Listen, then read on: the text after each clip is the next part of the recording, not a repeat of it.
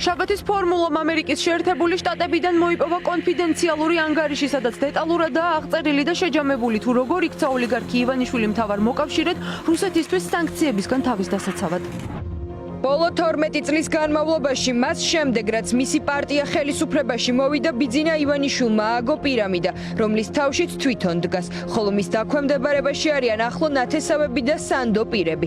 ისინი მართავენ მის ბიზნეს იმპერიას, რომელიც საქართველოს ეკონომიკის ყველა მიმართულებას მოიცავს. ამ პირამიდას ბიძინა ივანიშვილი იყენებს უკრაინაში ომის დაწყების შემდეგ, რათა რუსეთს დაეხმაროს დასავლეთის სანქციების თავიდან არიდებაში.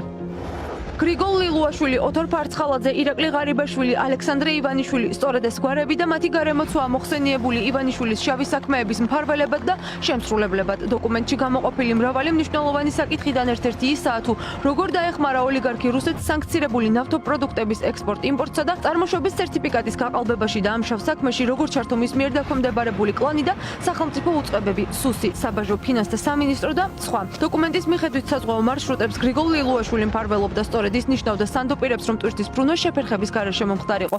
კომპანია პეტროკას აქტიურად მფარველობს სახელმწიფო უსაფრთხოების სამსახურის უფროსი გრიგოლ ლილუაშვილი, რომელიც ბიძინა ივანიშვილის ერთ-ერთი უახლოესი პირია. კომპანია პეტროკასის ინტერესების დაცვაში კი ყველა სხვა სახელმწიფო უწყებაა ჩართული.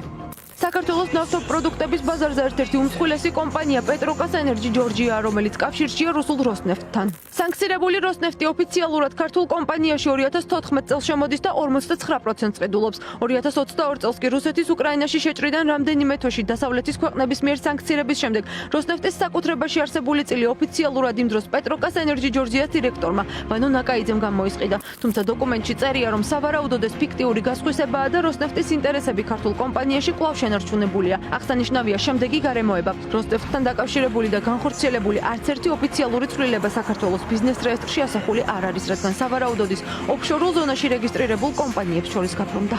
რეალურად ეს იყო როსნეფტის ოპერირება საქართველოში, რასაც ხელს უწყობდა საქართველოს მთავრობა.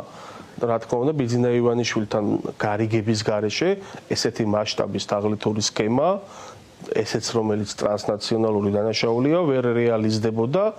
დოკუმენტის მიხედვით სახმელეთო ტვირთბრუნვაზე პასუხისმგებელი იმ დროს შემოსავლების სამსახურის უფროსის მოადგილე ვლადიმერ ხუნდაძე იყო და საბაჟო პუნქტებს სწორედ ის აკონტროლებდა.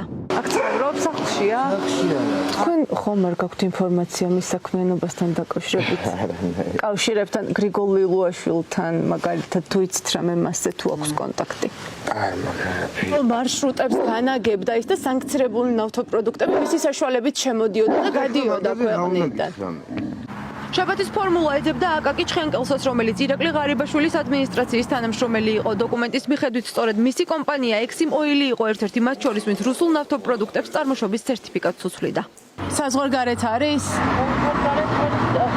ტვირთი იყო ჩატვირთული რუსეთის რკინიგზის ვაგონ ცისტერნებში, თუმცა სახელმწიფო ამტკიცებდა, რომ ის იყო წარმოებული რუსთავში. ტყუილი იყო თავისთავად, ეს უბრალოდ დოკუმენტაცია იყო გაყალბებული. მაშინ როცა დასავლეთის მიზანი იყო სანქცირებული საქონლის რეექსპორტის შეზღუდვა, რათა შეესუსტებინა რუსეთის სამხედრო შესაძლებლობები, ოლიგარქი რუსეთის დასახმარებლად კიდევ ერთ სქემას იყენებდა. ალკოჰოლური სასმელების საფარქვეში სანქცირებული ტვირთის ტრანზიტს. ამ სქემაში ვხვდებით ივანიშვილის ოჯახის წევრებს, მათ შორის ძმას ალექსანდრე ივანიშვილს. ქართული სახელმწიფო მთავრობა ბიუჯეტიდან სუბსიდიის სახით, ესე იგი, აძლევს ფულს, ესე იგი, ბიძინა ივანიშვილის ოჯახის წევრებს და მათ კომპანიებს, მათ შორის მის ძმას და შემდეგ ამათ ეს ექსპორტის სახით გააქვთ რუსეთში და ასე შეულებენ ფულს. ალექსანდრე ივანიშვილი შაბათის ფორმულას კამერებთან არ გამოჩნდა, ის ჩვენ რამდენიმე თვის წინ ჩავწერეთ. მაშინ ივანიშვილისთვის დაწესებული სანქციების ეფექტს უარყოფდა და ამბობდა, რომ არც თავად ეშინოდა. თქვენ ბრძანდებით დასასანქცირებელთა სიაში ევროკავშირის სამშობლოსთვის თავსაც გავწირებთ. ამას სანქციი უნდა იყოს. ალკოჰოლური სასმელების ექსპორტად გასაღების სქემაში ასევე ფიგურირებს ოლიგარქის დეიდაშვილის უჩა მამაცაშვილის ბიზნეს პარტნიორი ვახტანგ კარიჭაშვილი, რომელიც საქართველოსა და რუსეთის ორმაგი მოქალაქეა და ის თავის მხრივ კავშირშია რუს სანქცირებულ ოლიგარქებთან. კარიჭაშვილი არის უჩამამაცაშვილი იგივე, ხო? ანუ ეს კარიჭაშვილი მთლიანად მაგისი ხო არ არის ეს ქონება და ბიზნესი, ხო? ანუ ამით სარგებლობს ივანიშვილების ოჯახი, მამაცაშვილები და ასე შემდეგ. ამან რო უპირატესობებით ისარგებლოს, სახელმწიფო არის ჩართული, რომ კონკურენტები მოაშოროს. ეს არის მაფიოზური მართლობა.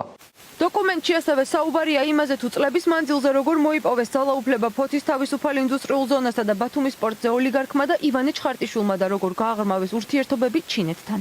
იმდენად აქვს სახელმწიფო მითვისებული, რომ ვერც თავისუფალ ეკონომიკურ ზონაში ვერავინ ვერ შემოვა, ვერანაირ წილებს ვერ გაასხვისებს, ვერ შეიძენს და ანუ ვერ შეცვლის იქ მოცემულობას, თუ მას თანხმობა არ ექნება ბიძინა ივანიშვილისგან. ერთ-ერთი არის ჩხარტიშვილი, რომელიც სარგებლობს ყველა სახელმწიფო შეღავათებით.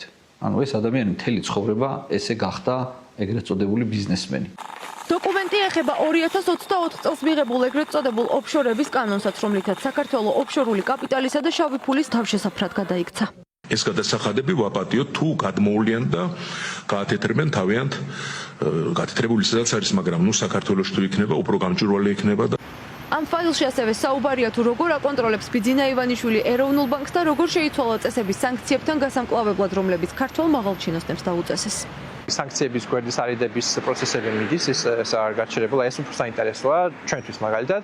რუსეთში როგორც ჩანს, ჯერჯერობით იგივე სიტუაცია არის, უძრავი ქონებები, მართვის კომპანია და ხო, სხვა ტიპის კავშირებია იქ, ესე ღია წყაროებით სამწუხაროდ არ ჩანს. ოფშორების კანონი ერთადერთი არ არის, რომლითაც ივანიშვილი შავ ფულთანაა კავშირში. თაღლითურ კოლ-ცენტრებთან დაკავშირებით, რომლებზეც წლებია გიყვებით და რომლებიც ივანიშვილის პარტიის დაფინანსების ერთ-ერთი მთავარი წყაროა, დოკუმენტში დეტალურადაა ჩაშლილი სქემები თუ როგორ მუშაობს და ვინ მფარველობს მათ. საბოლოო ჯამში სწორედ ის რაღაც იაფასიანი ტიტუშკების დაჯგუფებები, რაღაც კაპიტნების ოფისები, რაც ჩვენ არჩევნებზე ვიხილეთ, ამორჩეველთა მოსყიდვა, ეს პირადობების ყიდვა და ასე შემდეგ, სწორედ ამ ფულით ფინანსდება.